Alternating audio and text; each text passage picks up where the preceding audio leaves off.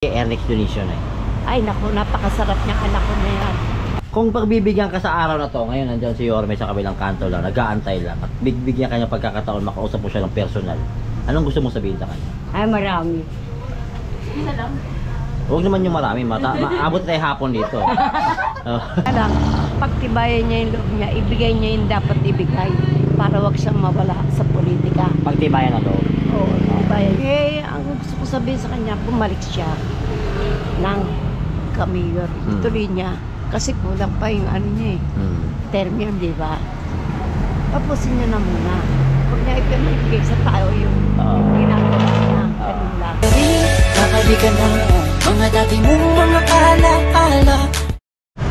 Alright, kahit umulan na naman at medyo naambon pa, so lakarin natin ito papunta dito sa may kahabaan ng Juan Luna Pretil, itong kasala to, at mag-i-interview tayo sa mga tao magdaan natin kung ano kailang masabi about sa... Pare, magandang araw, pwede ba tayo interviewin? Baka sakaling mabalik si Yorme sa pagka-mayor sa lungsod ng Manila, ano masasabi mo? Mas safe. Safe? Bakit safe pare?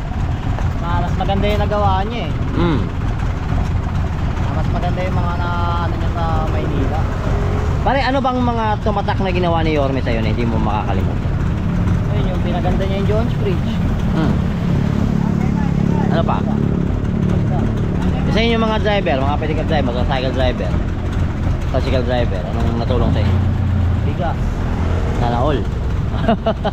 Pare, kung sakali man si Chi Atienza, kilala mo ba? Narinig mo na ba? Hindi pa. O kailangan mo pang malaman. Si Chi Atienza, anak ni Lito Atienza. Siya yung magiging kapartner ni Yorme Isko Moreno. Ano masasabi mo dun? Paano eh. Hindi pa kasi na anong tumakbo yun eh. Gusto mo makilala? Oo. Pare, si Ernix Dionisio, kilala mo ba? Oh yun, safe din yun. Ano masasabi mo dun sa kanya? Goods na goods din yun. Goods na goods. Ano bang mga ginawa ni Ernix pare na nakakatulong sa'yo? Nagbigay siya ng bigas. Bigas din. Ano pa? Yun lang. Nagbigay niya kaming bigas. Okay. Saka sakali pare ngayon, pakausapin ka ni Yorme na personal, kayong dalawa mag-usap. Anong gusto sabihin mo kay Yorme? Thank you lang. Thank you. Yun na yun. O, para ingat ka ha. Okay, salamat. Pare, pwede ba tayo may interview saglit? Okay. Pare, baka sakali bang babalik si Yorme sa lungsod ng Manila bilang mayor? Ano masasabi mo doon? Eh, pagpatuloy niya lang yung naiwanan niyang project. Yung mga, ano, diba? May mga naiwan siya eh. So ano bang mga project na iniwan ni Yorme na yung makakalimutan? Yung paluwag niya yung Divisoria. Yun ang nagustuhan mo? Malaking bagay sa inyo? Eh, siyempre, dami mga mga biyahero. Pare si Atienza, kilala mo ba? Oo, Lito Atienza. Anak niya, anak ni Lito Atienza. Si Ali. Si G. Magiging partner ni Yorme sa pagka-vice mayor. Anong masasabi mo doon?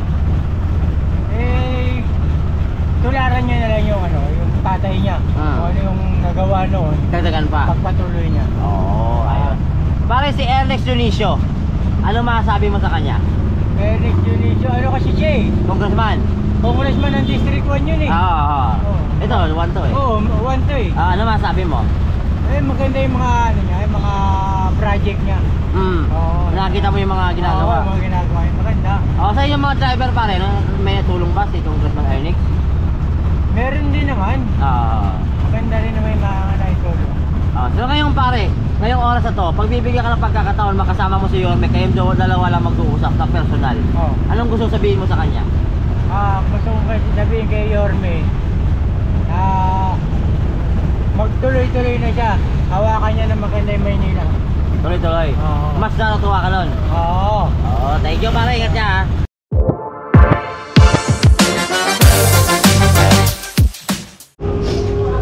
Alright mga kaibigan, this is Channel Res. Good morning po sa inyong lahat. Medyo maambon at maulang umaga na naman. So nandito tayo ngayon sa may kanto ng Juan Luna Pretil. Actually, naka-breakfast ko lang.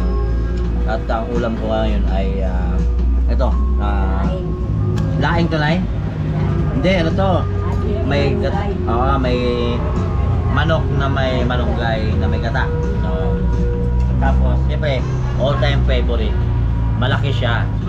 So nandito tayo, kumakain tayo dito ngayon. Pero mamaya-maya may interview tayo dito. Magkukulit tayo dito. Mangungulit tayo dito. Alam nyo naman yung lagi tinatanong ko. Bawat ulit. And then respetuhin natin yung kanilang mga kasagutan. So anyway, kain muna tayo habang medyo mahangin-hangin na kasi parang uulan. Pero ngayon, lalamon tayo muna. See you! Actually, kakakain lang namin sa karinderya. Ano pangalan ng karinderya nyo? Sheila. Ay, sa mga napupunta po sa may San Juan, Juan Luna Retail Street, meron po sa may kanto dito, malapit sa may 7-Eleven mismo, sa harap ng 7-Eleven. Meron po kayo nandito. Gusto nyo kumain, pwede kumain, may bayad nga lang, no? Paano po ibabalik si Yorme Isko bilang mayor sa lungsod ng Maynila? Ano po ba sabi niyo? Kasi po nung pandemic, hindi niya pinabayaan yung mga taga Maynila na magutom. Diba? Kahit walang trabaho. Hindi ka nagutom yan? Ay, hindi po. Hindi halata. Hindi halata. Tumatawa sila na, tumatawa sila. Suportado niya ang taga Maynila, di ba? Kahit pa paano, ng gutom yung binibigay niyang food pack. Nakakabawas. Oo. Nakakabawas ng sa tao. So, ano bang ginawa ni Yorme na tumatak sa inyo? Besides sa ayuda? Ano pa bang mga tumatak sa puso nyo na ginawa ni Yorme Isko sa lungsod na Maynila? Yung mga sa Mariones, napaganda niya, di ba? Yung mga Yung parke? Oo, yung sa Mariones. Yung tambayan ng mga poker face noon? Opo, yun, napaganda niya. Ngayon, wala na sila. marumi na naman. Marumi na naman? Oo, naging marumi na naman. Di kagaya nung kay Yorme. Bantay sa lakay ng mga ngayon, napabayaan na naman. Naku, nakakatakot. Ginawa na naman tambayan. Mm. Hindi ka mukha nun, lahat talaga may ilaw yun. Bantayan. Bantay sa lakay. Ngayon, wala. Napabayaan na naman. So, Nay, kung pagbibigyan ka sa araw na to, ngayon nandiyan si Yorme sa kabilang kanto lang, nag-aantay lang, at bigyan kanya pagkakataon, makausap mo siya ng personal. Anong gusto mo sabihin sa kanya? Ay, marami. Isa lang. Huwag naman yung marami, maabot tayo hapon dito. Bigyan mo ka isa, Nay. Anong gusto mo sabihin sa kanya? Yun. Sa muling pagbabalik niya, ibalik niya ulit yung ginagawa niya sa taong bayan. Yan yung lang masasabi ko sa kanya. Yung ginagawa niya noon, ibalik niya ulit, gawin niya ulit sa mga tao, di ba? So, nakikilala mo ba si Chi Atienza? Anak dito Atienza. Bunso? If siya ang magiging vice mayor ni Yorme Isko, ano masasabi mo? Okay lang, kasi nasubukan ko na yung tatay niya. Subukan mo ang tatay niya? Oo. Pasarap? Oo. Subukan. Okay naman yung tatay niya. So gusto mo yung anak, si Chi Atienza. So papayag ka? Papayag noon ako. Ngayon na ito na, isa sa mga kilala mo, anong kilala mo to si Congressman Ernix Dionisio, ano masasabi mo? Wala akong masasabi dahil hindi ko pa siya nasubukan. Hindi mo siya nasubukan? Oo, wala pa akong Pero kilala mo siya? Kilala ko siya, kilalang kilala dahil dyan lang po siya sa bangko sa Okay rin siya dahil kaibigan din siya ni Yorme. Okay naman siya. So ano pa mo masasabi mo kay Ernix na? Siya, pag humingi ka rin ng tulong, tutulungan ka rin niya. Ayun. So anyway, Nay, pangalan mo, Nay? Imelda Cancino. Akala ko Marcos, Nay. Nay, nice to meet you, ha. Mag-ingat ka. Nay, sarap pa. Walang, Nay.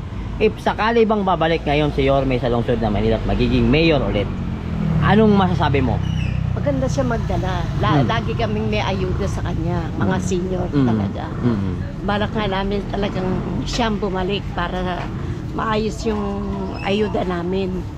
Kasi kailan ko na wala Lakuna-kunat siya. Sa totoo lang. Wala kami. Ang ayuda namin, maabot ng 3 buwan, 3 linggo, 2 buwan, ganyan. Yung dati, alternate niyang case doon, nagkakaroon kami. Yung kahit sinong matandaan, tanungin mo, wag na ako. Nalalaman namin. So, Nay, ano nga ba yung mga bagay na tumatak sa puso nyo na iniwan ni Yorme sa inyo? Yung pagmamanage na rito sa amin, para pagdating ng tinatawag ka, lalo na ako pag nakita ko ni Yorme, kahit sa simbahan, niyayakap ako ganyan, ay sinanay, sige, sabi niya. Talaga niyayakap niya? Ganun pala si Yorme talaga sa lola, no? Mahal talaga sa matanda si Yorme. Oo. Nay, ngayon si Yorme kailangan ng vice mayor. Yung kanyang mga kasama ay si Chi Atienza, anak ni Lito Atienza. Oh, ano pa masasabi ninyo doon?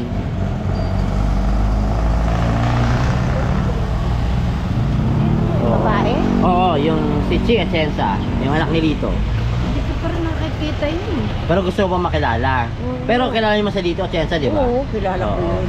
So, anong maging opinion nyo doon kung siya ang Kung bubuti yung Maynila, ganda rin. kasama si Yorme, no? Oo. O na si Congressman Ernest Dionisio, Nay, anong masasabi mo? Ay, naku, idol ko yan. Idol mo? Bakit mo naman idol? Binibigyan ako niyan kahit na ang tatay niya kasi kaano namin sa simbahan niya. Si Except, Junix. Oo, si Nix. Oo. Pag ako nakita niya ako talagang inaabotan ako niyan. Oo. Maging yung anak. Kahit hindi ka na magsalita. Oo. Kahit yung anak, naabotan Oo, ako. si Ernix. Oo. Oo. Na ganyan. Ay, si nanay nandito. Naabot ako niyan. Oo. Wala ka na yun. So, malaking bagay, di ba? Malaking bagay. Oo. Kahit siya kung sa makita na makita ko sa Morgan, sinunta ko siya. Tumigil siya, napunta ko kahit nandaan. So, yung gamot, Nay, ano ba yung gamot? Totoo, nabibigyan pa kayo ng mga gamot? Nabibigyan kami eh, kaya lang ang kailangan namin yung pagkain. Pagkain. Ano bigas. So, anong gusto mong sabihin kay Ernest Dionisio, Nay? Ay naku, napakasarap niyang anak ko na yan. Ayokong makakalaban niya si Lumbat. Si Lumbat kasi makakalaban. Huwag sana. So, talagang nakikita ko sa tao na bibigay ni Lumbat sa mga sayga. Kay Donix Kennedy. Kaya lang, pagtibayan niya yung loob niya, ibigay niya yung dapat ibigay para wag siyang mawala sa politika. Pagtibayan ng loob. Oo, tibayan niya loob. Anay, sakasakali ngayon ay si Yorme nandyan. Sa kayo ngayon ng personal. Oo. Anong gusto mong sabihin sa kanya? Eh, ang gusto ko sabihin sa kanya, bumalik siya ng kamayor. Ituloy niya. Kasi kulang pa yung ano niya eh. Term yan, di ba? Tapusin niya na muna. Huwag niya ipinibigay sa tao yung ginagawa niya. Ganun lang. Eh, Nay, si Joaquin Dumagoso, anak ni Yorme, tatakbong konsyel sa lungsod ng Distrito 1. Ano masabi mo? Bata pa yun masyado. Bata pa. Kailangan tumanda muna. Hindi, ibig sabihin, ano muna siya, yung mag-aral muna ng Na madami. para, ano, Pero pwede naman. Oo, eh, kadala niya tatay. Kahit si Huwag na Atienza, sila Nay, anong gusto mong sabihin mo kay Ay, Atienza?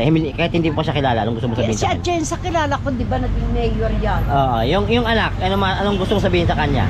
Para lang, maano siya, malaman niya yung mga totoong taga-Tondo. Hindi, pag-aralan na niya muna yung dapat pag-aralan na Sa Tondo. sa Tondo para alam niya paano ang sitwasyon. Tsaka ano niya, yung sino, anong number ko sa Thank you. Nanay, I love you.